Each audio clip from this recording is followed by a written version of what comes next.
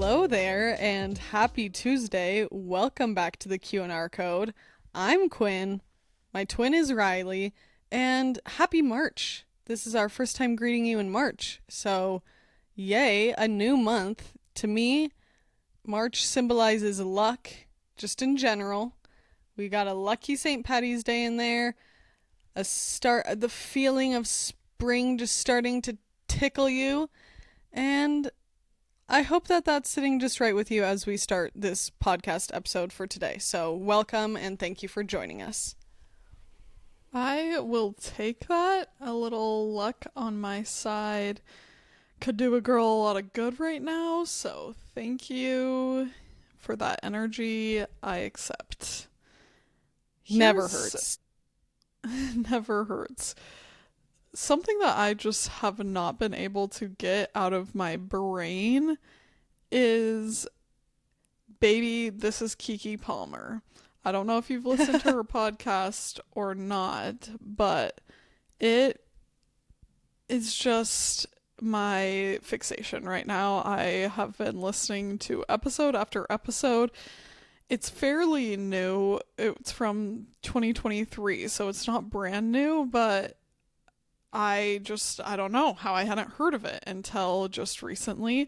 I'm enjoying it so much, and yeah, her little jingle, or theme if you will, baby, this is Keke Palmer, yeah, just constantly in my head. So catchy, but it's just a very good podcast. She's just so charismatic and fun, but also she reminds me of our energy, if you will just indulge me. I wish. Yes. But she's very curious and so interested in different topics and wants to learn and just discover, which is something that we stand behind so much. And so I just really enjoy her podcast.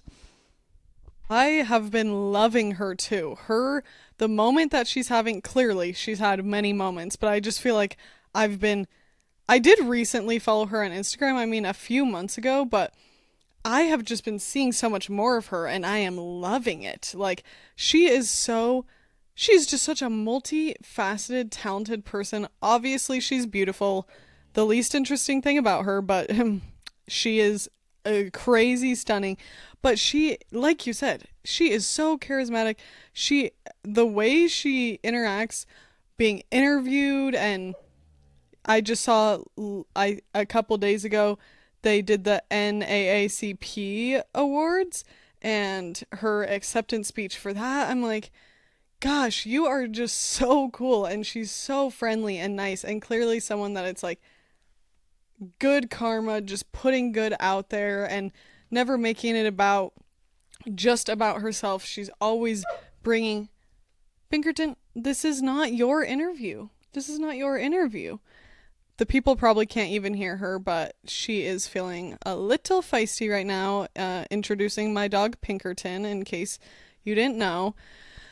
Anyhow, I am loving Keke too, and I need to listen to her podcast because I am loving every minute of the Keke content, and I think that's a fabulous rec, Riley. Yeah, it's just very joyful, but also, like I said, you learn a lot, and you can tell that she is the real deal, not just a persona, because every guest that she brings on the show is so effusive about her. And obviously, I guess you could say you could just be saying that because you're on somebody's show, but you can tell that it's genuine, that people are yeah, you're killing it. We think you're so great. She has obviously friends in the industry that come on, and she had Jordan Peele come on the show, and I listened to that episode, and he doesn't really do podcasts, and he's yeah, this isn't really my kind of thing, but I think you're stellar and I want to do it to have a conversation with you because it's always a good time to spend time together. And she did the exclusive interview with Lizzo about like Lizzo's kind of scandal situation that happened. Yeah. And clearly, yeah, people are willing to come on that don't usually like want to talk about certain things. So I think that's a good sign as well. And also, it's just she's been in this entertainment industry for a long time. 20 years. She started as such a kid, and so she is very good at her craft. Like, I am always entertained. So that is my plug. In terms of anything else that I want to share with the podcast about what I'm viewing recently, I'm still on the Traders train, and I am really giving myself a just a reminder of patience, because you have to wait a week for each episode, and I'm like, okay, I've never been in this place before. Here we are, and I feel like I'm like, patience is a virtue, and I haven't even been able to drown it out by binging other shows. As you referenced last episode, we can no longer Riley and I have access. Not started Love is Blind, so sorry. Nothing to talk about on that front. Love is Blind, not willing to bite the bullet yet on paying for our own Netflix subscription, so again, we are just so grounded. We are so wholesome that we just, read all and we listen do to podcasts. Yeah, all we do is like now watch what's on Peacock. So clearly we're just so present. I'm just in the Bravo universe. Literally, I'm just so present watching The Real Housewives of Salt Lake City, and just so, down to earth, as Riley said. No, I did just finish season 1 of The Real Housewives of Salt Lake City. I won't talk about it too long because, anyway, drama.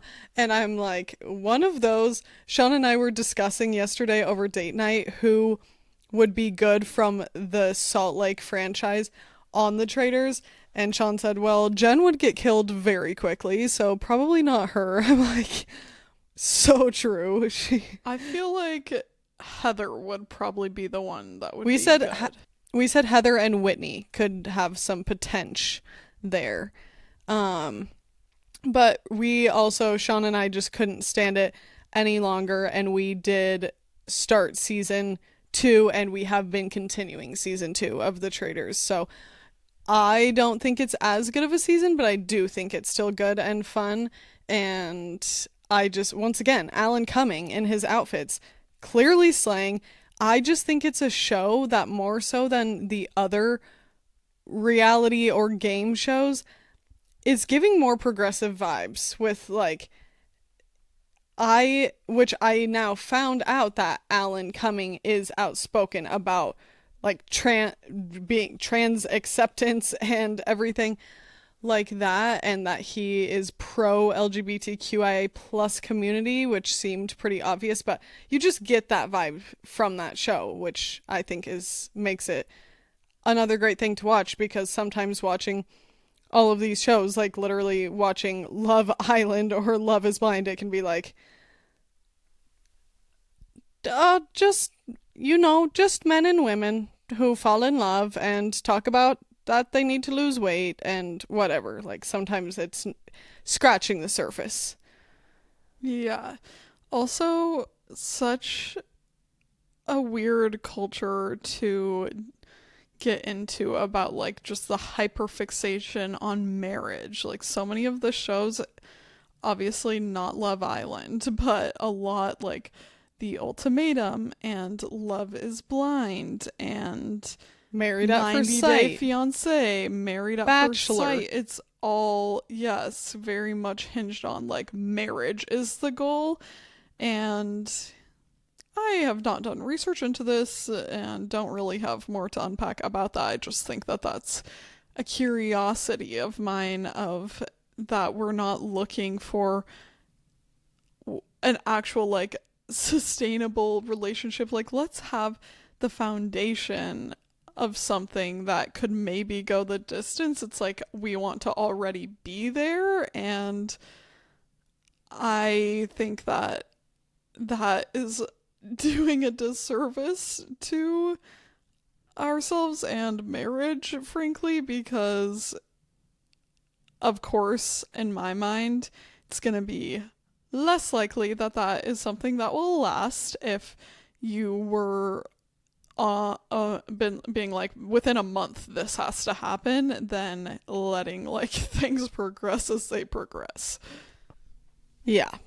I think that an ultimatum would not work well for me, but in other news, an important thing that I have discovered recently is a snack, well, a dessert from Trader Joe's. I don't know if you guys have heard of them or seen the mini ice cream cones. I'm clearly just feeling right now. I'm like, spring is coming, spring is in the air. I love to do this usually mid late winter. I will start being like, okay, my little mug that has sea creatures on it, bringing that out. I am wearing a seashell necklace. I am like dancing around the house in a bikini. I will just start to be like, okay, gently reintroducing the feeling of the just warmth of the sun, springy vibes. So I decided I wanted some little ice cream cones and got this pack at Trader Joe's, and they're dairy-free chocolate mini cones, and they're perfect because they're tiny and adorable and the perfect little, I mean, don't get me wrong, I love a ginormous cone and that is what I would tend to opt for, but I just thought they were so fun and had to tell you guys about it. They're super delish. Yeah, put some respect on Hold the Cone's name. Hold the cone. Is that what they are? Is that what these are called? If they're the dessert, Hold I the think cone. they are. Doesn't Yeah, hold the that's cone mean no cone? Because I they're wouldn't want no just cone. they're doing a play on words of like, oh my god, hold the phone, but it's hold the cone, and it's like those mini little cones They're with the like a tiny. minis. Yeah. Okay. Yes. Turning you Speaking guys on to hold of, the cone. thank you for bringing up snack items because Instagram did see this first, but for anyone that didn't bear witness, the Kettle Chips limited edition chamoy flavor. Where do I you find those? Like you always come across the limited edition flavors, and recently when I've been at different grocers, they're not having like which store were you at? Well, I hate to break it to you because I was at Harris Teeter's, which is not going to be found in Not in Colorado. Colorado. Okay, I'm going to have Um, to keep looking cuz yeah, tell us about the flavor profile. it it was not like exactly the flavor of chamoy, but I would say it's pretty close. Like they are a savory kind of think tahine flavor if you don't know what chamoy is. Like a little spicy, but it's not actually spicy at all, and very like red succulent delicious chip. I wasn't sure because sometimes you go for a limited edition flavor and you're like, okay, dang it, I wish I would have just gotten honey dijon or whatever. No, these are very good. The other thing that Yum. I have not been able to find is that Siete, which is my ultimate brand of potato chip because I just really like the mission behind Siete and their ingredients, etc. I saw that they now have a spicy dill pickle flavor, but they did not Yes. have it at Harris Teeter's. They did not have it at, dare I say, Target. I have been trying to not shop at Target. And when I say trying, I haven't been shopping at Target except for one day in the past several months where I had to run an errand there because they had what I needed in town and they did not have them. And what I've heard people say is they have them at Sprouts, but again, I checked that's at where. Sprouts.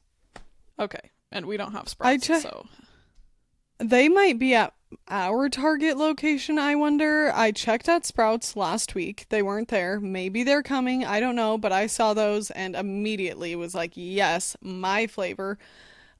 So yeah. Everyone try to find those and tell us how they are if you do because we will not be sharing in the pleasure, I suppose. I'm going to cross my finger. You know what? What I say about luck. I believe we will come across these, and I believe I will come across some chamoy chips. Also, shout out if you guys aren't following Riley on Instagram, Run Don't Walk, because she has started a such adorable series called Martha and Me in the Kitchen that with the cookbook we told you guys about with Martha Stewart's 100th book, I would like to clarify it is not her 100th cookbook, but it is her 100th book. She has 100 recipes and Riley is cooking her way through it. So go check out Riley's series on Instagram and TikTok. Thank you for the shout out. I'm so excited about it because I just feel jazzed to have my sights set on something. It's really fun. It is my Julie and Julia moment.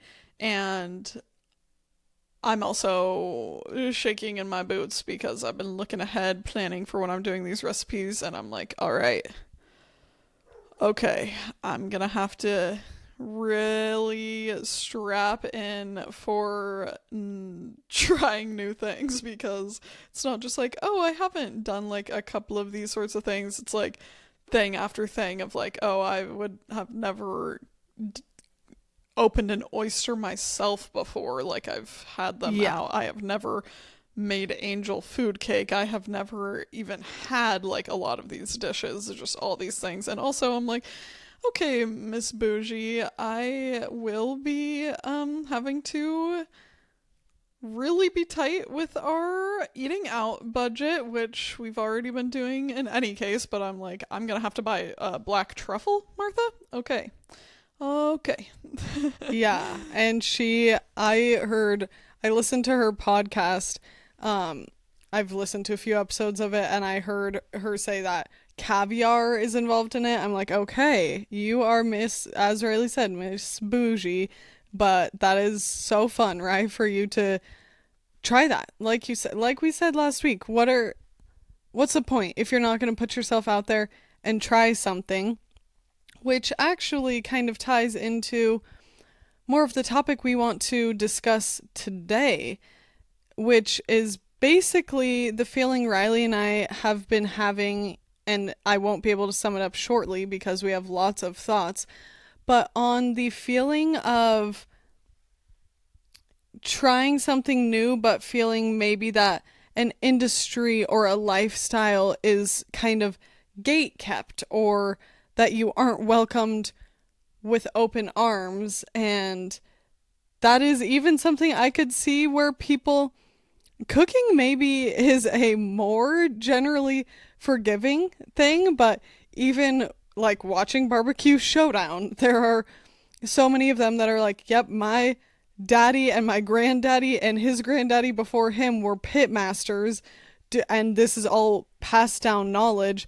And then the contestants that are on that are maybe first generation home cooks or quote unquote pit masters, it can be very intimidating when you're stepping into a space where there are so many lifelong people who have been practicing whatever that thing is.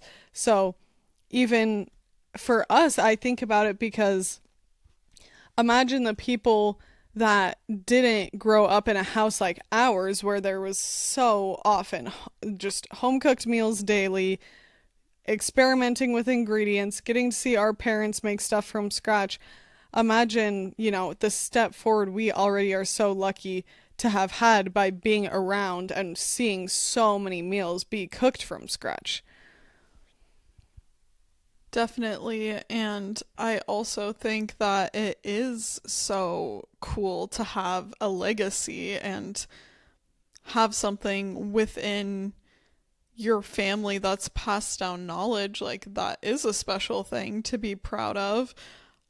Also, not everyone is going to end up in that situation. Like, there are lots of people that, because of circumstance and just the way life shakes out, you weren't born into whether it's a career or an activity or whatever that you're interested in, and that is a barrier to entry, just like the conversation that's been happening around Nepo babies in the entertainment industry, where I'm not saying you shouldn't like get to go on and be an actor if your dad has been a successful actor, because if that's the space you want to be in, I think that that's great, but also recognizing that things aren't actually a meritocracy. And I think that sometimes people think like, oh, the best, like,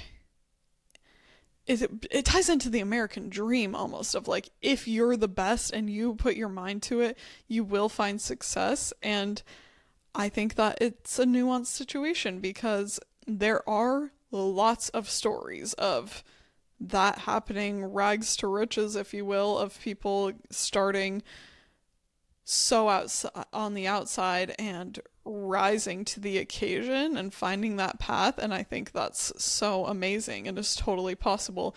And it's just simply not true that any industry is a meritocracy by my estimation, because there are just too many other factors. There's social factors, there's life, there's like the reality of inequality. Also, even just where you live is a limiting factor. What your parents raised you to believe and value. Say you're actually an incredible guitar player, and if it were by merit, you would be killing it in that industry, but you were from a family where they were like, no, that's not a sustainable thing for you to pursue. You need to follow something more reliable, and so you don't put that energy there and like go that direction. Whatever it is, I just think that it's important to remember that sometimes, even if you deserve something based off of how hard you try or how much you love it or how actually talented you are, the cards don't actually always like fall in favor of merit. And on the other side of that coin, I think that that's something to be okay with, and that you don't have to be conventionally successful to continue pursuing something. To me, the idea of success under capitalism, just meaning like you're making your living off of that, is very limiting to what like success can actually feel like in your life. And sometimes it actually goes the other direction. Especially artists will talk about feeling like they are giving up something of the, if you will, virtue of their work by relying on it as this like monetary exchange, and it doesn't feel the same as when they were creating, even if they were less successful financially off of it, that it like was a different experience for them when it was just Yeah. for the creating. Yeah, you hear a lot of people say that of be careful turning your passion into your work. And I think for some people it works really well, and especially people that have multiple passions, maybe. But it can also be something that's like, wow, now I have burnt myself out on this thing. It's not something I want to do in my free time. And that can be said. Like, I've definitely heard people in the horse community that started by their dreams were working, whether it's cowboying or doing rodeo, and that they ended up feeling so burnt out on it that they kind of started loathing horses and the lifestyle of just having and like being a steward of the land and horses and other animals, because that became their everything and they weren't enjoying it in their free time. But for me, talking about specifically in the Western realm of things and horse ownership and animal and land stewardship, I think that's been something Riley and I have discussed so much, are the different feelings about it, because I have felt such a back and forth just kind of crisis in my life ever since having horses, thinking, okay, like I really care about pursuing this to a degree that it is the way that I'm making a living. But then considering that and knowing the living that people make, and it is, not a incredibly, there are ways you can make quote unquote a lot of money. Not that a lot of money is what I'm after. I'm after enough money to comfortably pay for my animals and make sure that we have enough when their big horse vet bills come up. And of course, living a life in general that I love, which for me is sometimes eating out, is sometimes traveling. So that has been a big question in my head for years, thinking, is that something I could actually sustain my lifestyle, also being someone that is married? I think a lot of people in this industry, there are lots of, especially cowboys, that are, single because they're traveling from gig to gig depending on what ranch needs help. And so I am so lucky because I'm getting to pursue a different passion, which is art. And that's also been another thing always at the top of my list, wanting to see, is this something I feel very connected to, wanting to make money through something I'm passionate about, even though I don't think that's a good or bad thing. I think if you aren't even particularly passionate about insurance, but you feel like that's a way for you to make a good living, to me, who cares? There's no merit in being more passionate about something if you still feel happy with your life, how you're making money. But I am so grateful for having the balance of doing something I'm passionate about, and it's a time investment that can be so tricky because if you aren't pouring your all into something and you have different cups that you're trying to pour into, then you just can't dive fully 100% into that thing. And I think that, okay, now just to a separate train of thought, it's interesting the people that are quote unquote lifers, like in the horse industry. And I think a lot of people realize that if you come from a family ranch and that you're not first generation, you're second, third, fourth, fifth generation in ranching or farming or just horsemanship, that so much of that is, you come into it in a more privileged way by having the resources of, whether it's the facilities, having land, having a barn, seeing your parents in that so deep growing up, and you just get to be naturally taking in that information day to day as you go, and I give huge credit to that. And if you choose to continue to pursue it, that's incredible. But you can also look on the other hand, like think when people want something that they didn't grow up with necessarily, you're working so hard. You have to really put yourself out there to acquire that information. Yeah, I think that's a really good point, that you are coming from a place of like wanting it so badly that you are starting from square one and investing in that knowledge and the actual like products that you need to have a horse. I think everyone knows that's not just like, okay, well, I'll just get a horse and then I'm going to be set up for this. You need to really want to pursue that.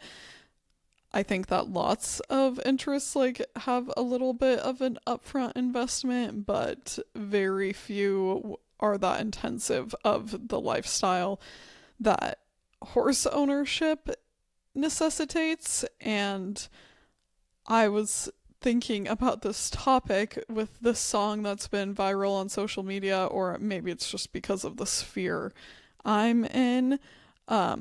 Me, more cowboy than you. You know, a little flavor of that for you. But just this idea of people being in competition with one another for like who's the most cowboy. And I think that that happens in so many spaces. It's not just like to point the finger at this one industry or lifestyle, but that spirit is so unproductive to me because it just kind of erodes the community aspect, which I think, especially when it comes to horse culture, is so important because it just is not something that makes sense to be in fully alone because it's a big responsibility and it also is very complicated and nuanced, as I always think it is, working with other living beings that if you're only counting on your perspective, then you're just bound to miss something. And same with like only within your family. Your family could have been in this for a very long time, but if you're not like also gathering perspectives from outside of that, then you're just pigeonholing yourself into something that's too narrow to really like give something, I think, the full curiosity that it deserves. And sometimes having those fresh eyes, even that you might know less, like I have less information on this, that doesn't mean that you can't bring a valuable perspective. And that also, circling back, you might be so like conscious of the fact that you don't know what you don't know, that you are striving to go the extra mile for those resources and ask the questions and learn and take as much in because you're not under the illusion that you already know it all, so I don't need to like pay attention or put a concerted effort forward in this. I think that so many people, like you said, there's so many people in the Western space that are so, I think so much of the community is so welcoming. And I think overarching, like Riley and I have talked about in the past, there can be such a feeling when you're an adult entering something new that feels like very intimidating. Skiing is an example that we have talked about where if you didn't grow up your whole life skiing and now you're 20 something or 40 or who knows how old trying something, even though I really do think that the culture around just learning in general, people are really celebrating that, but it can be very intense to put yourself out there and know that there is an aspect of judgment that you may face. And I And think a with common thread with skiing and like horsemanship and whatnot is there's a lot of risk involved. And I feel like, especially in those situations, I felt this way like learning rock climbing too, even though we were like in early college when we started doing, some of the different trad climbing where you're like, I know that this is really important because there's a big safety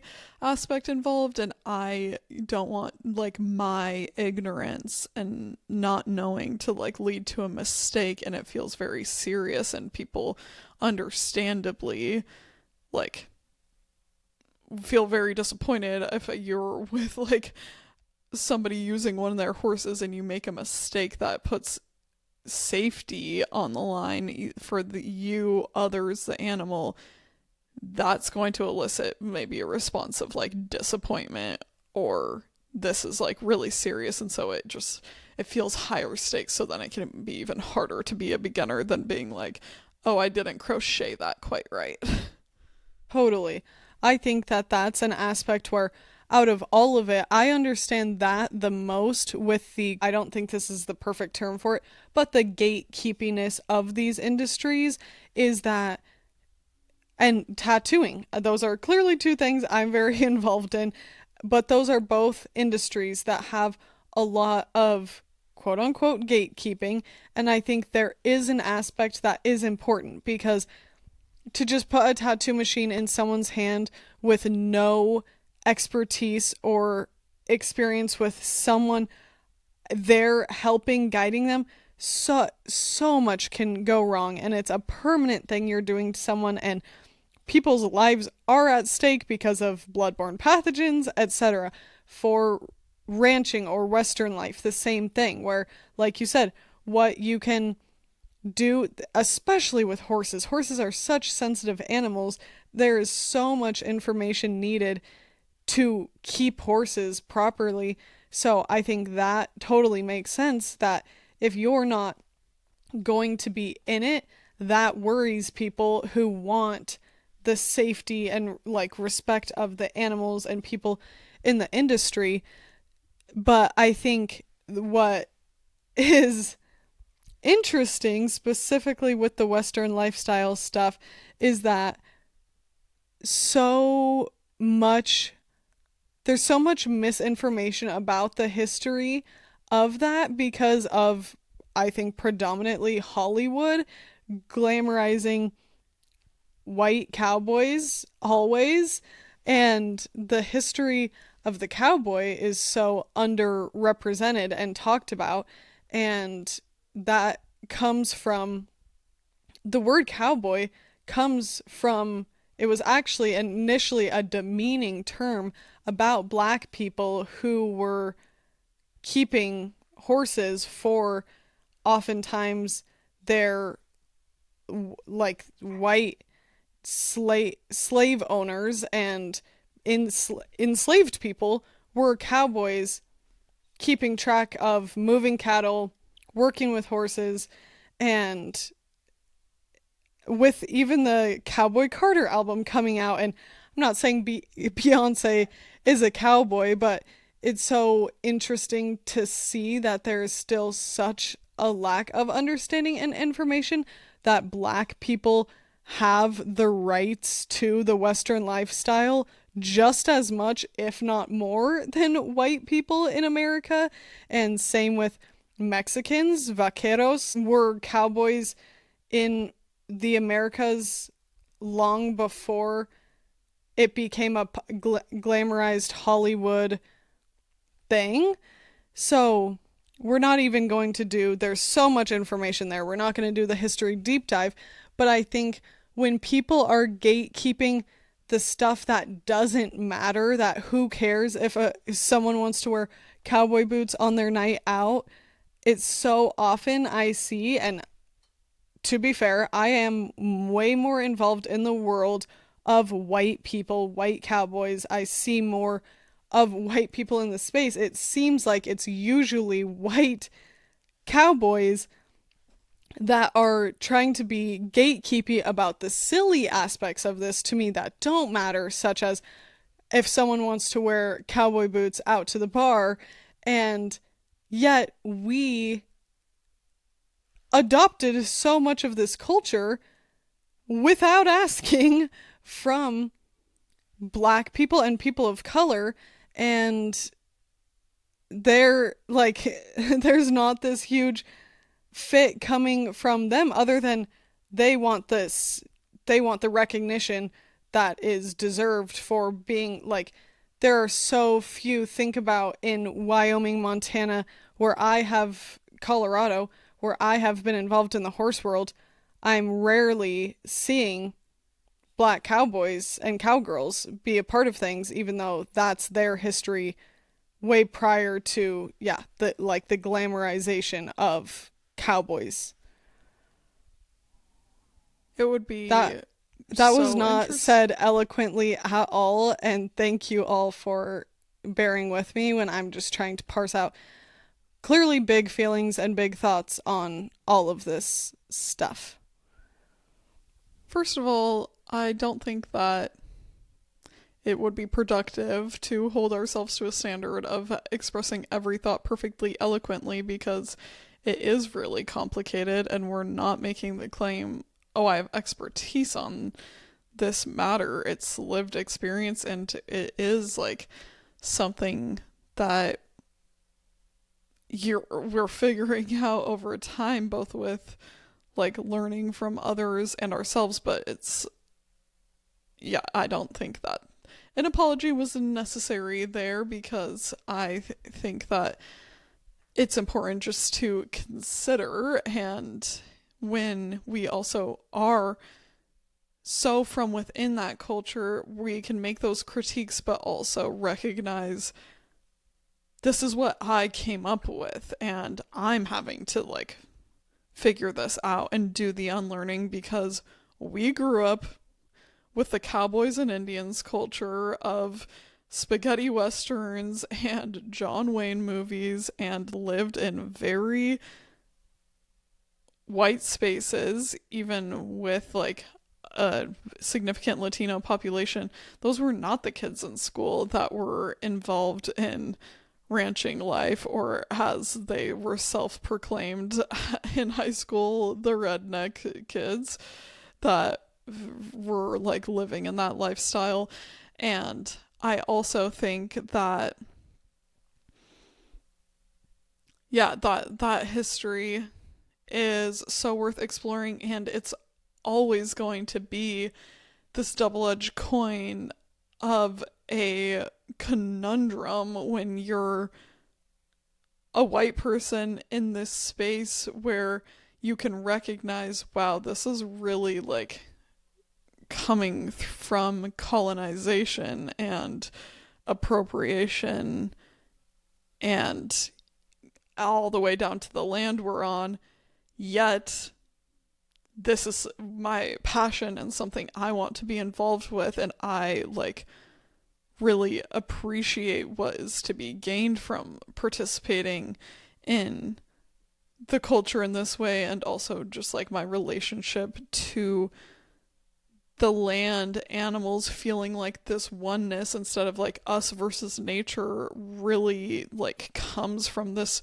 sort of living. And that's something that like I want to be a part of, and I want to figure out how we can like dismantle the oppressive sides of this so other people can feel like it's an inclusive space to them. Because if we are feeling like, wow, there are sometimes barriers to entry here, then of course we know, imagine being someone that's not a white girl from Wyoming. And secondarily, what I was going to say that it made me think of in your conversation was by like the guys, of course it can come from women. However, I've seen a lot of the pearl clutching about cowboy culture coming from men on the internet, of being like, you have to earn that cowboy hat and those boots haven't seen a day's work in their life. I'm like, sorry, but it's not really giving cowboy to me to be like,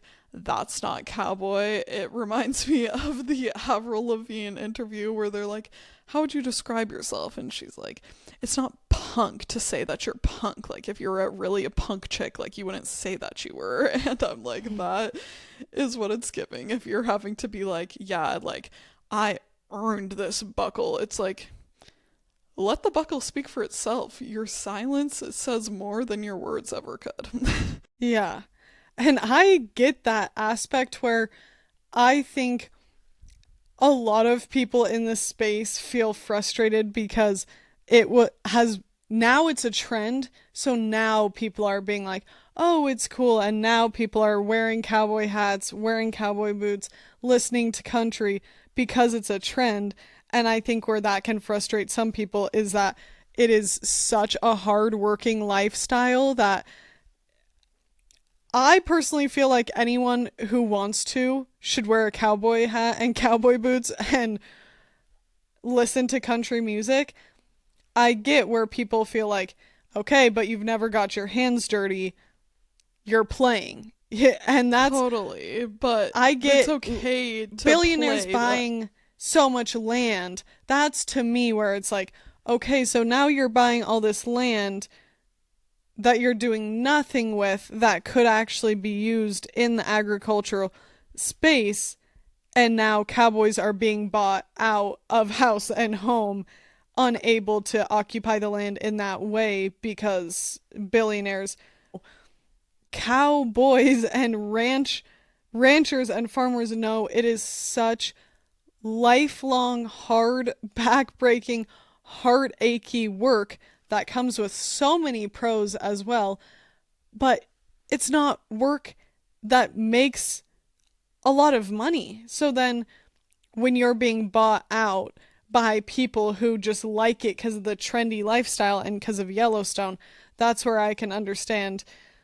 Yeah, maybe leave it to the boots and hat and don't go and buy the land that now, farmers and ranchers are not able to keep up with because of inflation and everything like that. Again, there's so many layers to this conversation, but I understand wanting the recognition because I definitely know how it feels, even being someone that is as involved as I am, and I don't consider myself highly involved like so many people that's their whole lifestyle is cowboying and ranching. But even for me, I totally see how you can feel very misunderstood, that people don't understand the actual work that goes behind what is now such a glamorized lifestyle of riding off into the sunset in your cute little pickup truck and having, a basket of sunflowers while it's just there's so much more to the life than what is often glamorized in Hollywood. I think that can be really fun to watch their representations of it.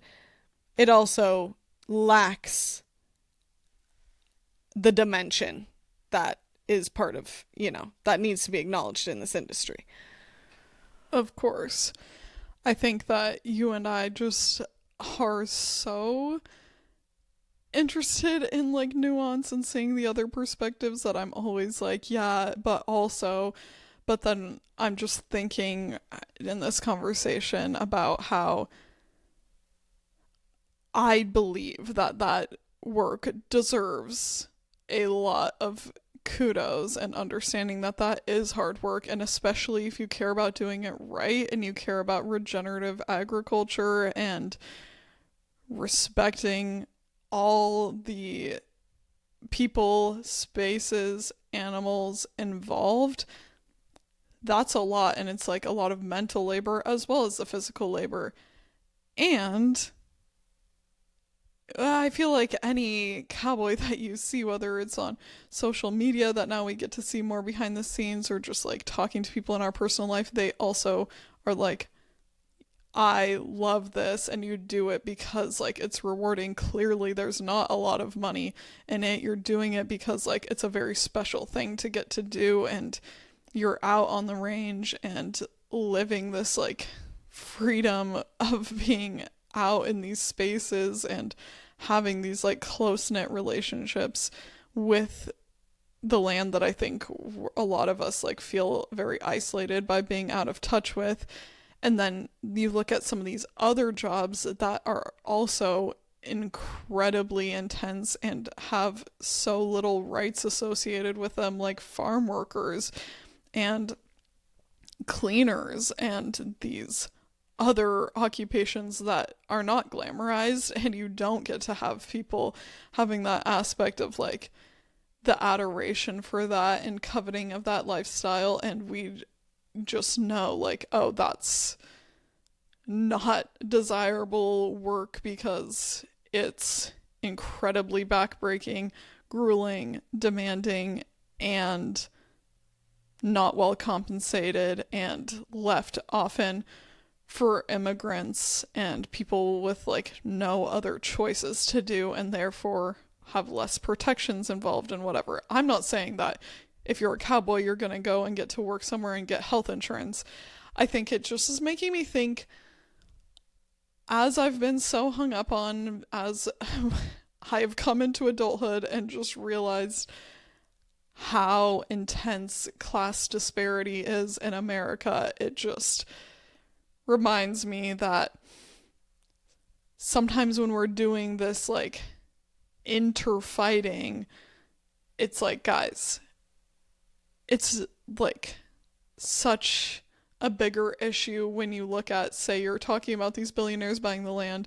What are they doing? Probably fracking and drilling and exploiting everything they can from it, because you don't become a billionaire ethically. And these corporations that are able to buy up all these spaces, like even in Charlottesville, I was just reading an article about this like area of land that in Virginia almost everything is like privately owned because that's how a lot of the East Coast is. And who bought this land? Home Depot. And are they going to build a Home Depot? They're not sure. Maybe they will, maybe they don't. But what they do is they acquire these spaces because they're a massive corporation and they can. And when land is available, they can afford it. They can outbid someone else, and then they'll turn a profit, whether they're going to use it for another space or they're going to sell it again or they're going to contract it out to people that are going to build condos. I just get so deep in my frustrations when I'm like, how do we begin to combat this system when money talks and the people that are hoarding all the wealth, it feels like it's impenetrable? How do we even begin to like dismantle that when we have built such our systems of power revolving around the dollar? And collectively, when you look at how many of us, meaning most people in America, it would take to combine our wealth to have even $1 billion, while the richest man, he who shall not be named, has over 400 billion. It just is like, wow. I don't know how to solve this problem. Clearly, it's not a simple fix, but it is a big problem. I don't we know. We always get here, Quinn. I can't help it. I don't know either, but one thing that is super redeeming being part of Western lifestyle, and I think so many different communities, is the community aspect. That's something very beautiful shared, is people know we do it for the animals, we do it for the land, we do it for the love of the lifestyle, we're not doing it to make a buck, clearly, or else we would be exploiting whatever and figuring out. I'm not saying there's no one in this industry that does that, but truly it is a bunch of hardworking, down to earth people that care about family and animals and land, and that are going to show up for each other and be in community with each other. That's something that's so beautiful. And onto the tattoo industry, it's so beautiful that people are willing to take in artists and teach them, pass down knowledge for free, and make this a circle of like, this is passed down generations through this industry to educate you about how to make a living as an artist and be able to have a career in something that's such a passion. So I think even though there are aspects of these industries and players always that can feel like above and beyond with the gatekeepiness and just negative and try to keep you out and embarrass you if you're new, or make you feel ashamed if you're new or a woman or a person of color, there of course are going to be those players, but I think it's so beautiful that so much more than that, I have felt so much support and love in these different industries. And I think, like, I have so many examples in my horsemanship and horse owner journey when I started off so green, having still been privileged by being raised where we do have a family history of ranching and cowboying, and I still felt, because my parents didn't have horses and that wasn't the lifestyle they were involved in while I was growing up, I had a little foot in the door from my grandparents and from other friends and the town I grew up in, and like the state of Wyoming. But I've met so many people along the way that have so, without judgment, given me information, some of them with judgment, and that has also made me stronger and made me more sure-footed in the fact that this is something I care deeply enough about to sometimes feel embarrassed and to sometimes be put in a position by people that's like, oh, you do have a judgment of me that isn't the best, but I'm still going to fight for this because I care that deeply about it. And so it's just another one of those things in life that there are so many learning lessons where, yeah, being new at something can feel so confronting. And I truly feel that I'm as confident as I am in as many aspects of my life, and I'm as willing to be what for me does feel like brave to step into spaces that I don't know people and that feel like overwhelming because I know I don't know as much as the next guy and I know I'm going to look like a newbie, but I feel like so much of that bravery in me has come from putting myself out there, knowing I care enough about it that if I make a little bit of a fool of myself, I am going to put myself out there to keep trying. 100%. I think it's always worth putting yourself out there because, first of all, it violent ear shake. If you're someone that's committed to growth, you're gonna have to because you don't grow within your comfort zone.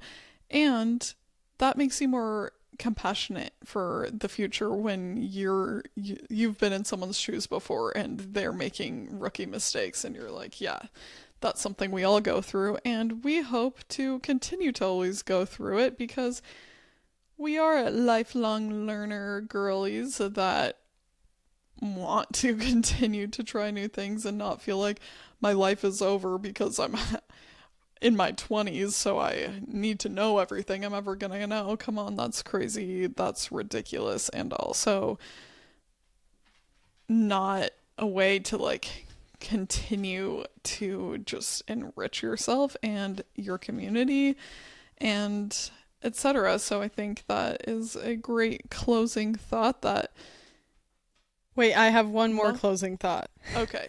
Oh, sorry, I cut you off. Most people that are in spaces, whether they're experts or middle of the road, whatever, I do think that predominantly people like there are always those people in the communities that are going to want to be the helpers and guide you and mentor you along the way, and then there are curmudgeons and people that feel some sort of way about it, but I don't think that okay.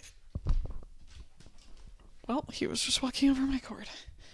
I think that by far and away, as always, when we come up with these feelings that are like, ugh, that's frustrating that I don't feel like you're being inclusive in this space, it's not everyone by any means. And even a certain person on a day might be feeling a way where they're like frustrated about your cowboy boots, but at the end of the day, they're like, oh, if you're actually into this, like, I'm super passionate about this, so of course I think that's cool for you too.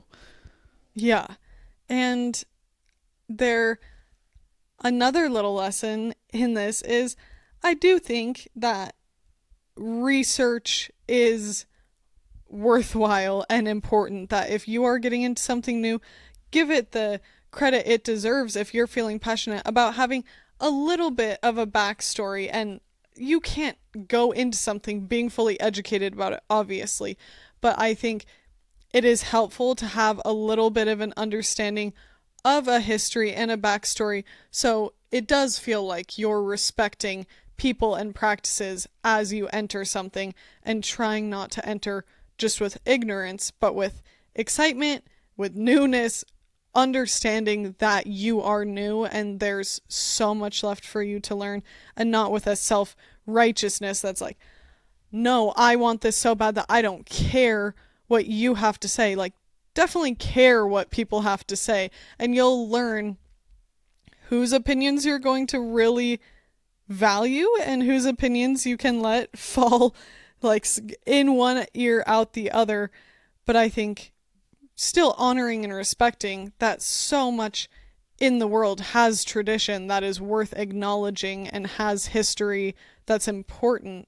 Um, but yeah, I think moral of the story is put yourself out there, keep trying, do what excites you, and know that there are way more people, and the right people are going to be encouraging you as long as you're moving through something with thoughtfulness and like kindness and respect.